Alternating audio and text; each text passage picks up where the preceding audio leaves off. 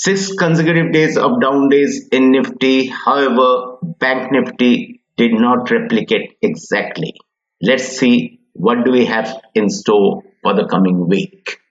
Welcome to the weekend review of week beginning 1st of February 2021, the week where Finance Minister will be presenting her union budget. For disclaimer, please refer to chartvideo.com/disclaimer. Previous week, I had mentioned that if this particular low is violated, that is 14,222, we might head for an intermediate term downtrend. And it was violated. Right now, we are into an intermediate term downtrend. The first support which many of us were expecting was at 13,770 odd. That too was violated by close on Friday. This particular week, a rare week where we are getting different set of data from the derivative segment and from the charts. The charts are quite clear. The trend is down on an intermediate time frame. What about the others? Supports, resistances? Well, major support lie at 13,131. Major resistance, of course, 13,780 odd levels would act as a major resistance.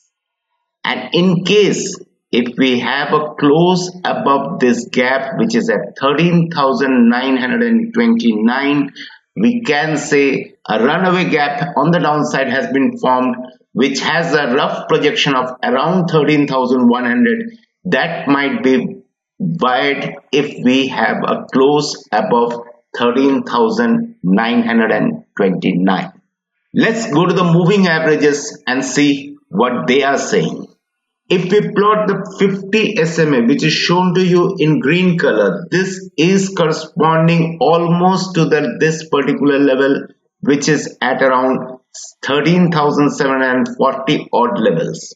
Well, 13,740 to 13,770 would be a major resistance for Nifty on the upside. Should it cross?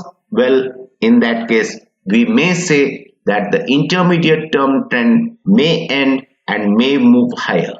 But as long as it remains below the 50-day SMA, there are high probability that we may test the lower levels. Let's see what we are getting from the projection of the runaway gap. The projection of runaway gap is almost coinciding with this particular low of 13,100 odd levels.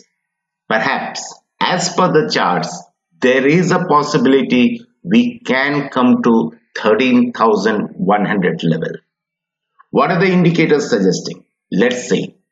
The RSI 14 units on daily time scale has moved below the equilibrium line, presently at 37. It's heading southwards. Well, no point in saying that it will bottom out here. Let's see what the ADX is suggesting. ADX is suggesting a trading market. For ADX is falling currently at 36 with a huge divergence. Well, charts as of now, whatever we have seen is suggesting perhaps a downside to continue. So be it. Let us say it on the derivative front. Let us check the put call ratio. That gives you very interesting picture this week. The put call ratio has come down to 0.91. Well, just a value would not do justice to viewers of this particular video. We need to see put call ratio in details. For that will throw you up a major picture in this entire market. This is graphical representation of put call ratio of entire 2020 and the January month of 2021. As you can see, put call ratio currently is having a very low value. But one thing, let us go by one, at least on the major places. We saw a very low put call ratio in 1st of February 2020. Well, 1st of February, the mayhem hadn't struck. The put call ratio from those levels had moved up from 0.86 levels had moved up to 1.6 levels in the next 10-12 days. But it failed to remain on the upside. It again came down below one level, and when it came down below one level, the date was 12th of March.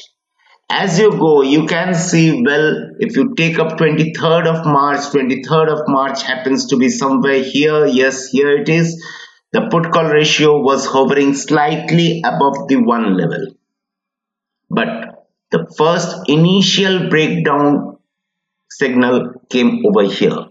Making the long story short, if we go to the current scenario, what we are observing is that in the bull run which we had, the put call ratio never dipped below 1. In fact, majority of the time stayed above the 1.20 line. For the first time, put call ratio is refusing to move up. Rather, the buoyancy which we were seeing earlier is no longer visible here. This does not mean that we may have a scenario like February, March, or whatever be it. But what it means, presently, yes, the market is in oversold state. A bounce may come, that is okay. But somewhere the structure has changed completely. We may have 500-600 points upside rally for any good budget, but it will be again sold into. We may have a low bout of selling. It might be again bought into, but certainly that trending market which we were used to in 2020 or early part of 2021, rather the month of January of 2021, that will not be there. So as of now, put call ratio indicates quite oversold reading. Lower levels should be bought. That's what put call ratio is saying. Many more interesting things will come up when we take the open interest interpretation. Just right after this break. Hi guys, me and Gautam Da have collaborated to bring a new course called Decoding Volume and Open Interest in Futures. Now what we are doing out here is we are going to analyze volume each and every days, what they say about the stock, what is going on in the stock. Then we take an indicator based approach to understand the volume cycle of a stock. The indicator is distributed freely in terms of Metastock, AmiBroker and TradingView code. After we analyze volume, we go to open interest, what open interest means, how open interest build up, what Y tells you about the nature of the stock, what is going on underlying the stock. Then we show you what is cumulative open interest, how to create a COI chart, and we also distribute an app free for lifetime where you can maintain your own COI database, look at it graphically and see how the cycle of a stock is changing. Now the app is free for lifetime. It does not need a data source. You can use the NSE Bhav copy to update the app on a regular basis. So after that, we come to a quantitative model which is proprietary, which incorporates price, volume and open interest and picks up stocks which are about to take a large move. From a swing trading perspective, say 5 to 10 days, 3 days, 8 days, whatever. We teach you a method where to enter, how to give a stop loss and stuff. So that particular list also helps you to pick up stocks out of 140 future stocks on those stocks which are going to make a move. This particular course is purely positional in nature. But if you are a day trader, the stock selection, that stock's about to make a large move, you can keep that on your watch list because in the next 3 to 4 days, stocks generally move during the day. So for day traders, it solves a problem of stock selection for day trading. This is all about the course. Me and Gautam have put our best into it. I hope you appreciate it. Thank you. Welcome back. Well, Nifty continuously for the last 6 days had registered down days. Are we getting any build-up in open interest? A big no. Rather, I would say it this way. Open interest is moving lower. The Nifty is moving lower. Open interest is being shed. Fresh money is not coming into the system. Somewhere fuel is missing. Well, in that case, a bounce can be not ruled out. The idea here is we need to find out if the bounce has open interest build up or not, and thereafter, if the bounce shows us, well, we are going up or not. As of now, going by the derivative side, I would say it this way, that let it cool down or let it show some reversal signals. We might enter long on a short-term time frame. Remember, I told you that the derivative segment and the charts are saying absolutely opposite on the Nifty front. We need to take some clues, and perhaps those clues will be available from Bank Nifty. Let's switch over there. Bank Nifty has certainly broken the first major support level and is trading slightly below it.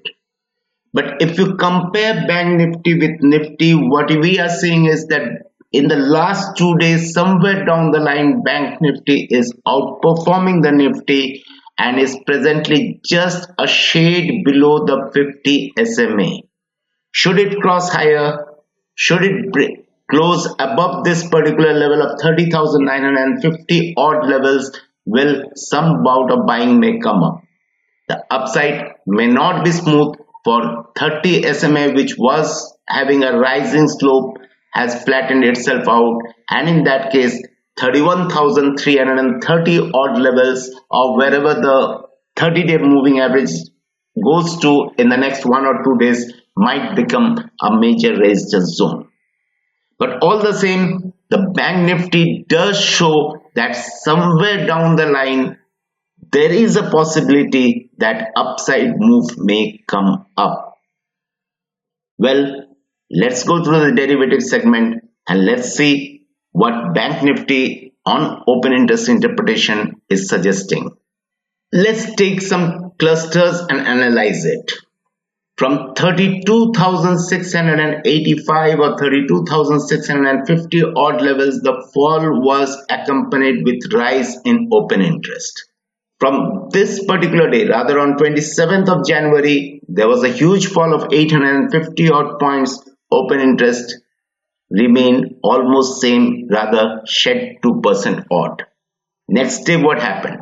It was an expiry day, but all the same, a huge increase in open interest took place, but Bank Nifty fell by just 21 points.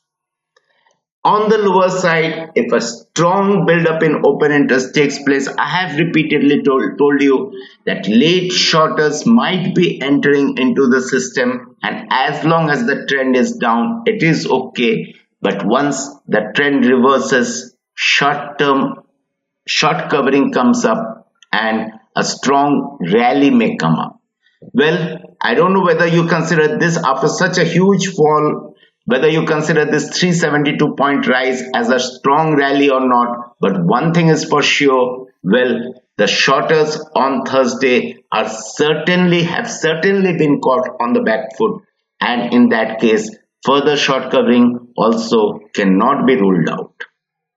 In that case, well, Bank Nifty derivative data and the Bank Nifty charts are suggesting somewhat of an uptrend. I would request you to see the first half, see what our Madam Finance Minister says. Well, thereafter, only when the 50-day moving average of Bank Nifty is crossed, then only take a long trade. For Nifty and Bank Nifty, both are going diagonally opposite as far as the chart is considered. The chart of Nifty is suggesting perhaps this level might be encountered. That is 13,130, which is quite 500 odd points. Whereas Bank Nifty is suggesting if the 50 SMA is taken out, another rally may come up. On days just before budget, hourly charts or 30 minutes charts doesn't matter much, but still I'm opening it up for you, and quite an interesting thing is to be noticed in the ADX. Well, ADX had a V shape here. V shape, I had made a video on 25th of December and it is there on the YouTube for your perusal. Well, I had discussed about what happens when V-shaped ADX is seen. That is, ADX peaks out with somewhat of a V shape. Volatility can be expected. On Friday, we did get strong volatile moves. So watch out for this space. For finer points, we'll be back again next week.